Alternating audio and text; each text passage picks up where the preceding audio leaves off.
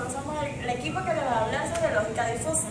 El equipo está integrado por Batista Jesús, Bracamón de Luis, Lugo María y mi persona, Victoria Rico. Empezamos con el concepto de lógica difusa, también conocido como lógica borrosa o lógica heurística. Se basa en lo relativo del observado como posición diferencial. Este tipo de lógica toma dos valores aleatorios, pero contextuales y que se relacionan entre sí. Por ejemplo, una persona que mide 2 metros se clasifica como una persona alta, pero antes de esto también se midió una persona de baja estatura que medía 1 metro. Tomando en cuenta la persona que mide 1 metro, tomamos que la segunda persona de 2 metros es una persona alta. Los funcionamientos de la lógica difusa. Esta se adapta mejor al mundo real en el que vivimos, e incluso puede comprender y funcionar con nuestras expresiones. Hace mucho calor. El ritmo del corazón está un poco acelerado. No es muy alto que se diga. Son cosas que normalmente usamos en la vida cotidiana. También se basa en comprender los cuantificadores de calidad para las diferentes actividades que podemos realizar. Por ejemplo, está muy arriba, está muy abajo, es muy poquito, es mucho y así. Por otro lado, se basa en reglas heurísticas, de la forma que si antecede, entonces es consecuente. O sea, lo primero lleva a lo segundo, tiene un inicio y un final. También una de las palabras claves para explicar este punto es muchísimo, dramatismo, dramáticamente. Son frases que nos hacen que nos lleve a algo. Muy poco de, mucho de y así. Si hace muchísimo frío, entonces aumentó el dramatismo de la temperatura. Si voy a llegar un poco tarde, entonces aumenta levemente la velocidad. Son uno de los ejemplos más cotidianos que usamos a diario.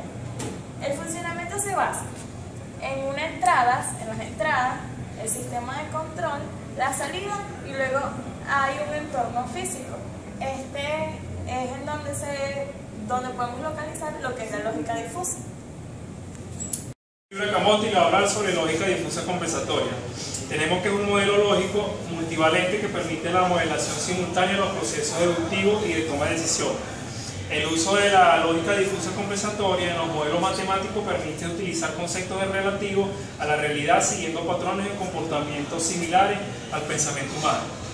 Las características más importantes de estos modelos son la flexibilidad, la tolerancia con la imprecisión, la capacidad para modelar problemas no lineales y su fundamento en el lenguaje del sentido común. Bajo este fundamento se estudia específicamente cómo acondicionar el modelo sin condición a la realidad. Tenemos que esta necesidad se satisface con el uso de la lógica difusa compensatoria que renuncia al cumplimiento de las propiedades clásicas de la conjunción y las disyunciones, contraponiendo a esta la idea que el aumento o disyunción del valor de la verdad de los conjuntos o la disyunción provocada por el cambio del valor de la verdad de una de sus componentes puede ser compensado con la correspondiente disminución o aumento de la otra.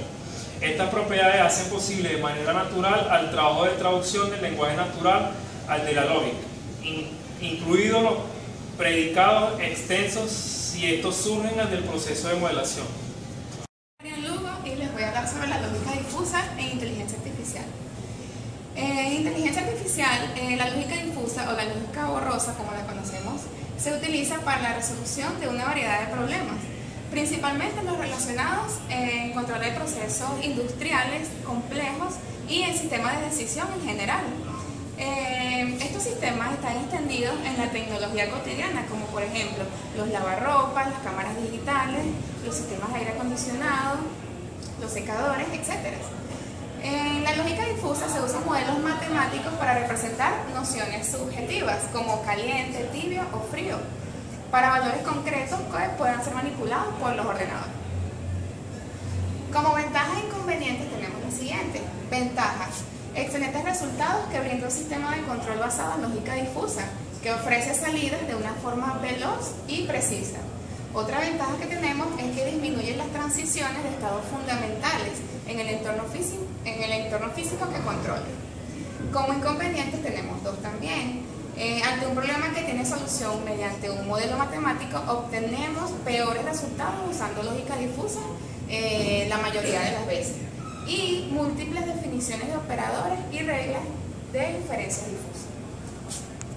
Mi nombre es Jesús Baptista y el tema a exponer es las aplicaciones de la lógica difusa. La lógica difusa es utilizada en muchos elementos que usamos diariamente en nuestra vida. La lógica difusa se utiliza cuando la complejidad de los procesos es muy grande y no existe un modelo matemático que pueda ser aplicado para agilizar dicho proceso. La lógica difusa es utilizada en aquellos elementos donde resulta muy difícil crear un proceso que agilice dicho funcionamiento de los sistemas. No es recomendable aplicar la lógica difusa cuando exista un modelo matemático que sea capaz de realizar dicho proceso. Entre los ejemplos de las aplicaciones de lógica difusa tenemos sistemas de control de aire acondicionado, sistemas de foco automático de cámaras digitales, electrodomésticos familiares como frigoríficos y lavadoras. También tenemos la optimización de sistemas de control industriales, sistemas de escritura, mejora de la eficiencia de uso de combustible en motores y tecnología informática, así como también sistemas automatizados donde se requiere el control de algún agente inteligente que permite realizar estos procesos, como por ejemplo tenemos semáforos, puertas de ascensores y entre otros sistemas automatizados. Ahora les voy a dar un pequeño ejemplo para que entiendan la capacidad que tiene la lógica difusa de diferenciar entre un sistema o tener dos perspectivas diferentes de lo que hace dicho sistema.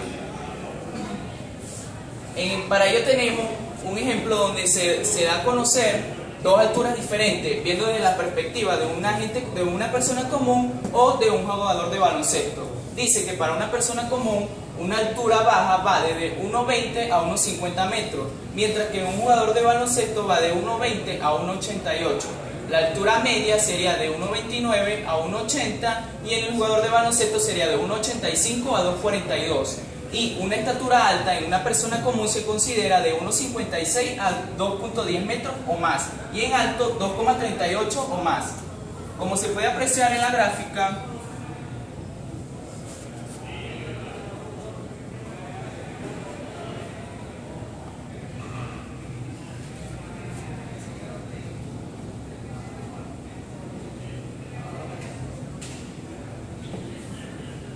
podemos ver que la estatura que va de 1,20 a 1,50 es una estatura de una persona baja, que comprendía de esta manera.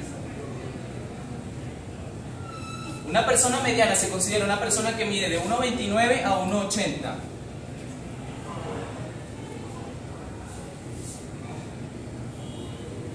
Y una persona alta va de 1,56 a 2,10 metros o más.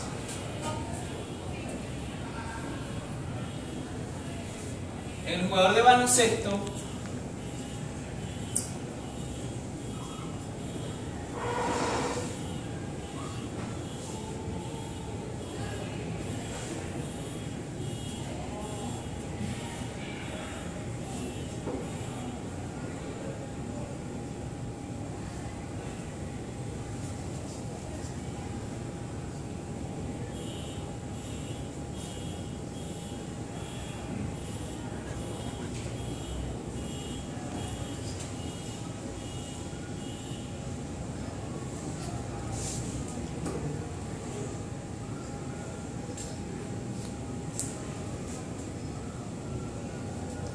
Como podemos ver, a pesar de que el tema a tratar es la altura, siendo vista desde un único elemento, que en este caso sería el ser humano, se puede clasificar en dos partes diferentes, que sería un agente común, una persona común o un jugador de baloncesto. Muchas gracias.